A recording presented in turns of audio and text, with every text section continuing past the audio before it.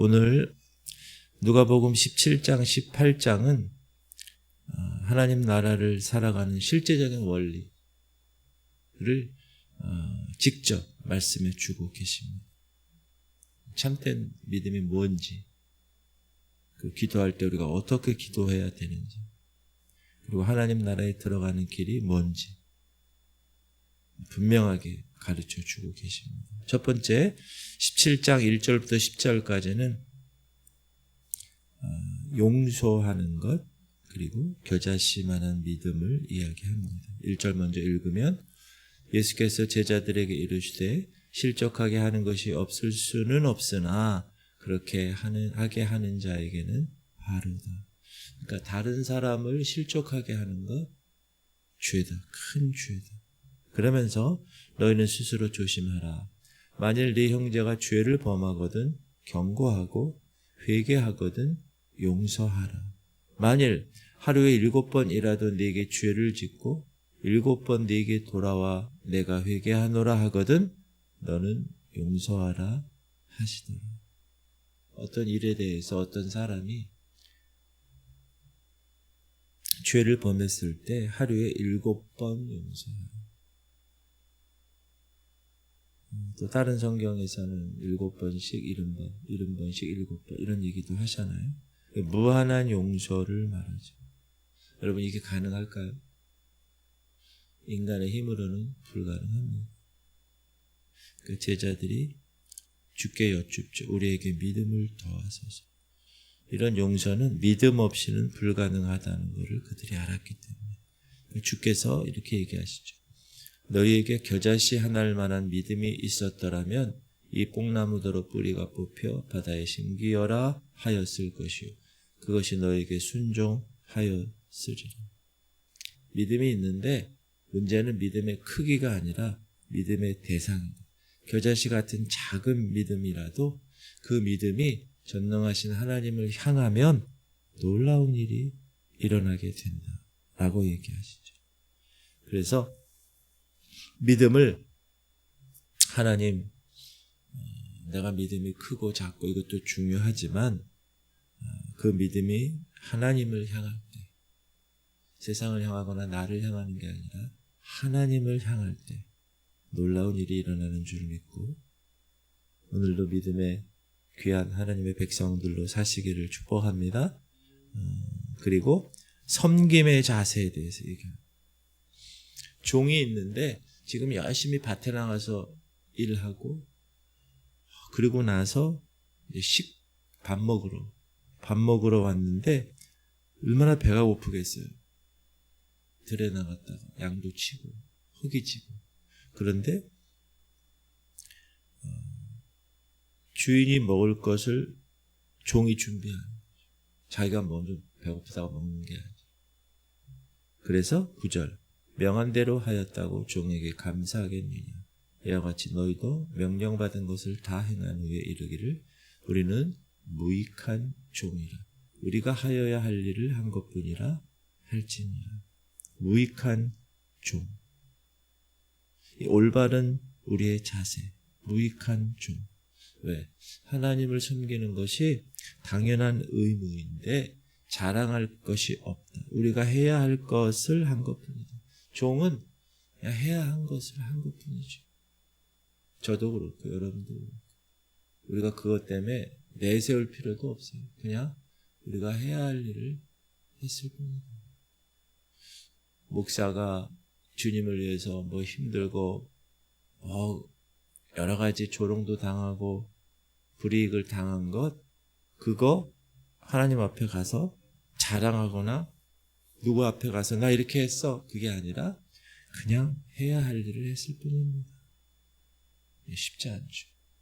우리 인간은 다 조금이라도 뭘 하면 남들이 알아봐 주기를 바라죠. 그러나 주님은 하나님 나라를 살아가는 사람은 이렇게 해야 된다 얘기하시는 거예요. 그리고 17장 11절부터 우리가 잘 아는 10명의 나병 환자 고침받았잖아요. 예수 선생님이여 우리를 불쌍히 여기소서. 그러니까 가서 제사장들에게 몸을 보이라. 너희 몸을 보여. 그랬더니 그들이 가다가 깨끗함을 받습니다. 제사장에게 몸을 보여. 그러니까 제사장에게 갔죠. 그 얘기는 뭐죠? 예수님의 말씀을 순종할 때 치유가 일어납니다. 믿음의 순종. 10명 모두 깨끗함을 받았죠. 그 중에 한 사람이 자기가 나은 것을 보고 큰 소리로 하나님께 영광을 돌리며 돌아와 예수의 발 아래에 엎드려 감사하니 그는 사마리아 사람이라. 예수께서 대답하여 이르시되 10사람이 다 깨끗함을 받지 아니하였느냐? 그 9은 어디 있느냐? 이 이방인 외에 사마리아 사람 외에는 하나님께 영광을 돌리러 돌아온 자가 없느냐? 10명이 고침받았지만 1명만 돌아와서 감사했다. 그것도 이방인, 사마리아 사람이었다. 유대인 9은 돌아오지 않았다. 그리고 예수님이 일어나 가라. 네 믿음이 너를 구원하였느니라. 네 믿음이 너를 구원하였느니라. 10명이 모두 치유받았지만 진정한 구원은 감사하며 돌아온 한 사람만 경험했습니다. 육체의 치유와 영혼의 구원은 다르죠. 우리는 무익한 종으로 하나님께 많은 것을 받았습니다. 그러나 우리의 입술을 통하여 주님께 돌아와 얼마나 많은 감사를 하고 사는지, 그냥 9명처럼 받기만 하고 감사하지 않은 삶을 사는지는 아닌가 한번 점검하실 수 있기를 바랍니다. 그리고 바리새인들이 17장 20절에 하나님 나라가 어느 때 임합니까? 그렇게 묻죠. 그러니까 예수께서 뭐라고 대답하시는가? 하나님 나라는 볼 수 있게 임하는 것이 아니요. 또 여기 있다 저기 있다고도 못하리니 하나님 나라는 너희 안에 있느니라. 너희 안에 있느니라. 하나님 나라는 외적으로 정치적으로 그런 게 아니라 내적이고 영적인 것이다. 예수님이 계신 곳이 바로 하나님 나라다. 여러분 안에 예수 그리스도께서 살아계십니까? 그러면 여러분 안에는 이미 하나님 나라가 있는 것입니다. 제자들에게 말씀하시죠. 너희가 인자의 날 하루를 보고자 하되 보지 못하리라. 그러면서 지금 인자의 날이라는 건 재림의 날이에요. 예수님이 다시 오신다는 재림. 그러니까 사람들이 야 보라 저기 있다, 보라 여기 있다 할 것이라는 거예요. 그러나 따라가지 말아라. 따라가지 말아라.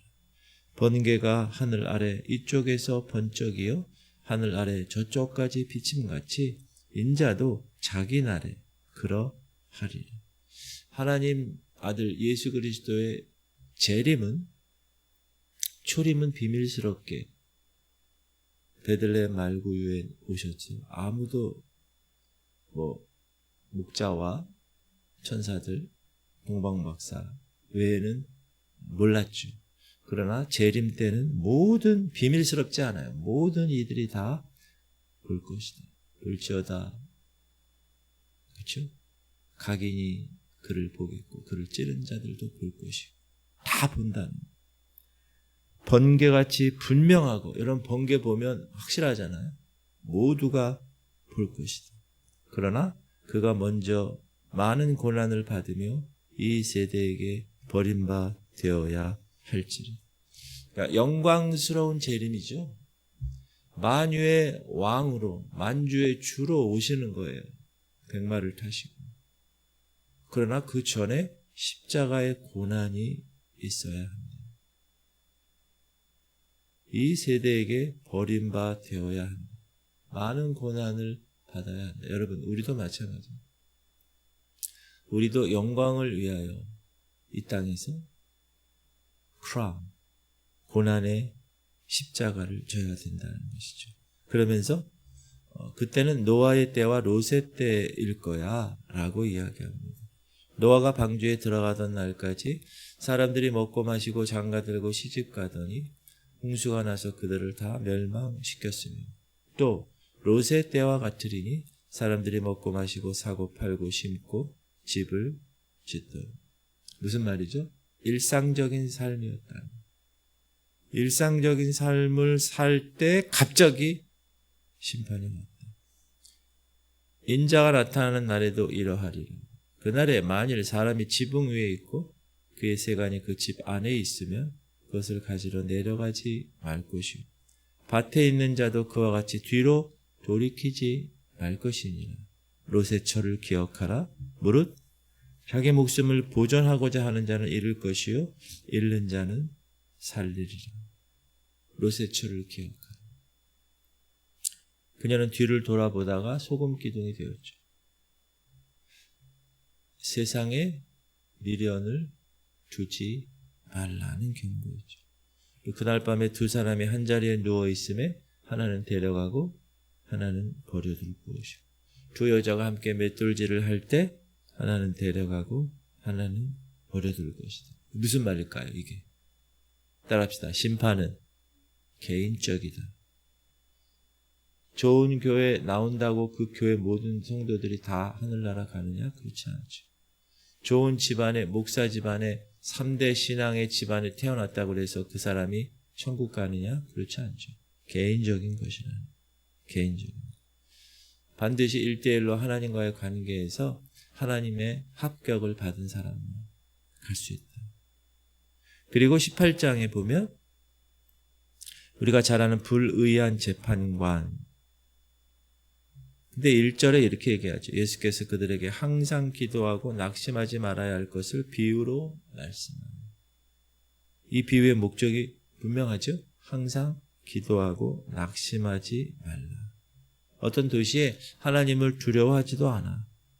사람을 무시해. 그런 재판관이 있는데 그 도시 한 과부가 있는데 자주 와서 내 원수에 대한 나의 원한을 풀어주소서 하고 계속 이야기해요. 그러니까 얼마 동안 듣지 않다가 속으로 생각하는 거죠. 내가 하나님을 두려워하지 않고 사람을 무시하나 이 과부가 나를 번거롭게 하니 내가 그 원한을 풀어주리라. 그렇지 않으면 늘 와서 나를 괴롭게 하리라 하였느니라. 주님이 말씀하시죠. 또 이르시되 불의한 재판장이 말한 것을 들으라. 하물며 하나님께서 그 밤낮 부르짖는 택하신 자들의 원한을 풀어주지 아니하시겠느냐. 그들에게 오래 참으시겠느냐. 오래 참지 않으시겠다. 불의한 재판관도 과부의 그 끈질긴 요청에, 그 끈질긴 청원에 응답했는데 하물며 의로우시고 사랑이 많으신 하나님께서 우리 기도에 응답하지 아니하시겠느냐. 하나님 때에 반드시 응답, 속히 풀어주시리라. 그러면서 속히 그 원한을 풀어주시리라. 그러나 인자가 올 때 세상에서 믿음을 보겠느냐 하시더라. 끝까지 믿음을 지키는 것 중요하다. 포기하지 말고 계속 기도하세요. 여러분 기도 제목 있잖아요. 저도 같이 도와드리면서 기도하고 있는데 포기하지 마세요. 끝까지 이겨내시길 바랍니다. 그리고 18장 9절에서부터는 바리새인과 세리 두 사람의 기도를 예수님이 말씀하시죠. 비유로. 또 자기를 의롭다고 믿고 다른 사람을 멸시하는 자들에게 이 비유로 말씀하시되 두 사람이 기도하러 성전에 올라가는데 하나는 바리새인 하나는 세리. 근데 바리새인은 서서 따로 기도하여 이르되 하나님이여 나는 다른 사람들 곧 토색 불의 간음을 하는 자들과 같지 아니하고 이 세리와도 같지 아니함을 감사하나이다. 나는 일에 2번씩 금식하고 일주일에 2번 금식해요. 이 사람들. 또 소득의 11조를 드리나이다 하고. 제가 주일날도 말씀드렸지만 자기 틀에 갖춰놓고 그것을 지켰다고 나는 구원받았다라고 생각하는 바리새인. 자기 의를 자랑하는 기도. 나는 다른 사람. 나는 일회에 2번씩. 나는 자기 중심적인 사람. 다른 사람과 비교해서 나는 훌륭하다 생각하는 사람. 그러나 세리는 멀리 서서 감히 눈을 들어 하늘을 쳐다보지도 못하고 다만 가슴을 치며 이르되 하나님이여 불쌍히 여기소서. 나는 죄인으로소이다 하였노라. 세리의 이 기도의 겸손한 고백. 하나님이여 불쌍히 여기소서. 왜? 아무것도 내세울 것이 없고 그래서 하나님의 긍휼만 바라는 기도입니다. 그러니까 예수님이 말씀하시죠. 이에 저 바리새인이 아니고 이 사람이 의롭다 하심을 받고 그의 집으로 내려갔느니라. 무릇 자기를 높이는 자는 낮아지고 자기를 낮추는 자는 높아지리라 하시니라. 놀라운 선언이죠. 종교생활 그 틀에 넣고 열심히 그거 지켰다고 자랑하는 바리새인이 아니라 죄인이라고 인정한 세리를 예수님은 의롭다 하셨다. 하나님 앞에서 중요한 것은 여러분 어떤 행위가 아니라 여러분의 마음입니다. 마음. 내 마음이 지금 어떤 상태인가. 그리고 어린아이를 축복하시죠. 18장 15절부터. 예수께서 만져주심을 바라고 사람들이 어린아이를 데리고 왔죠. 제자들이 꾸짖죠. 아유, 그거 저 귀찮아, 그거 방해한다. 저를 보내. 예수님이 이렇게 얘기하시죠. 어린아이들이 내게 오는 것을 용납하고 금하지 말라. 하나님의 나라가 이런 자의 것이니라. 내가 진실로 너에게 이르노니 누구든지 하나님의 나라를 어린아이와 같이 받아들이지 않는 자는 결단코 거기 들어가지 못하리라 하십니다. 어린아이와 같이. 어린아이의 특징이 뭐죠? 의존적이죠. 또 순수하지. 부모를 절대 신뢰하죠. 어린아이가 부모님이 뭐라고 그러면 다 들어요. 머리 크기 전까지는 겸손해요. 자기 의를 내세우지 않아요. 전적으로 부모를 의지합니다. 자, 이런 태도로 하나님 나라를 받아들여야 한다. 그렇게 얘기하고 있습니다. 여러분 순수하게 어린아이처럼 하나님만을 의지하는 여러분 되시길 바랍니다. 18장 18절부터는 부자 청년 얘기죠. 선한 선생님이여 무엇을 하여야 영생을 얻으리까? 예수님이 대답하시죠. 네가 어찌하여 나를 선하다 일컫느냐? 하나님 한 분 외에는 선한 이가 없느니라. 네가 계명을 안 하니 간음하지 말라, 살인하지 말라, 도둑질하지 말라, 거짓 증언하지 말라, 네 부모를 공경하라 하였느니라. 이 부자 청년이 뭐라 그러죠? 제가 건 어려서부터 다 지켰습니다.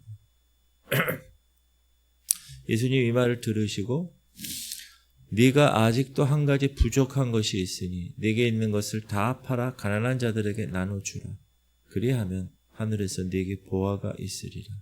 그리고 와서 나를 따르라. 네가 아직도 한 가지 부족한 것.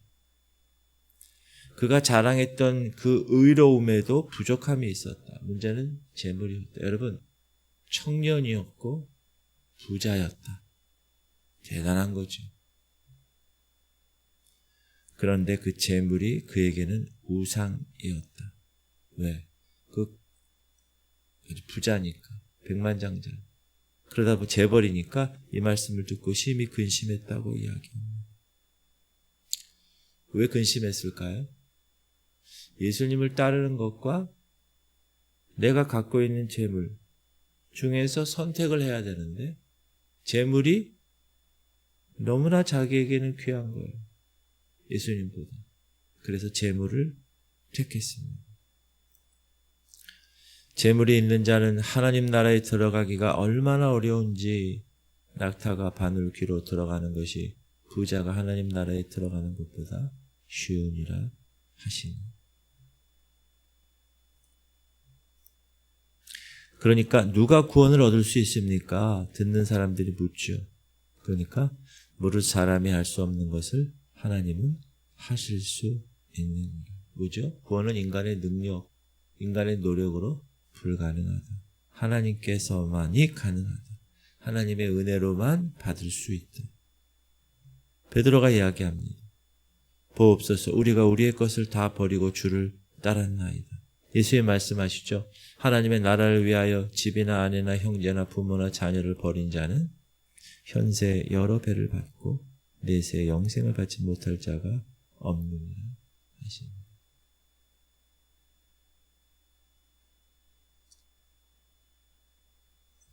제가 주일날 3가지 말씀드렸죠. 제자에 따르는 제자에 대해서 부모, 가족들도 버려야 되고 모든 재산 버려야 되고 자기 목숨도 버려야 되고 이 3가지 가장 사람들이 이 땅에서 중요하게 생각하는 것 그걸 버려야 제자가 될 수 있고 제자가 돼야 하나님 나라에 갈 수가 있다. 참. 근데 여기서 여러분 부자는 현재 자기가 돈이 많은 사람을 부자라고 우리가 보통 알고 있잖아요. 근데 성경에서 얘기하는 부자는 그게 아니라 부유하게 되고 싶은 사람을 부자라고 합니다. 다시 성경은 본인이 지금 부유하지 않아. 그러나 부유하고 싶어 하는 마음이 있는 사람을 부자라고 합니다. 성경에서의 모든 해석은 그렇게 얘기합니다. 그 여자를 간음하지 않았어. 근데 음욕을 품은 거는 그 여자를 간음한 거로 간주합니다. 성경. 그러니까 여러분의 마음의 태도가 얼마나 중요한가. 그러니까 부하려 하지 마세요. 겸비하게 사세요. 그 다음 3번째 순환을 예고하시죠.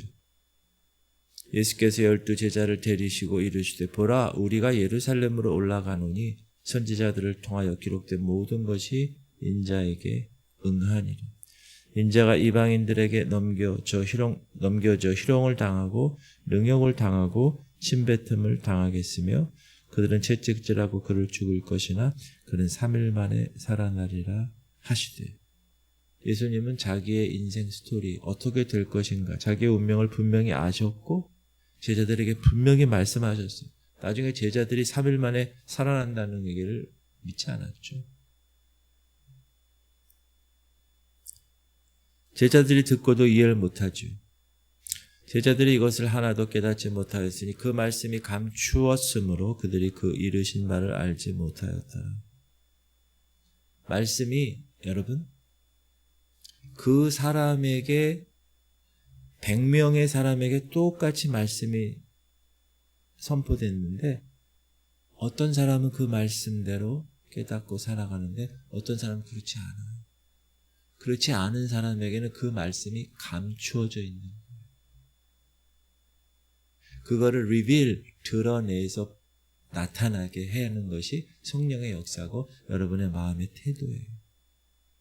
너무나 중요하죠. 제자들은 예수님이 직접 앞에서 얘기했는데도 불구하고 듣고도 이해하지 못했습니다.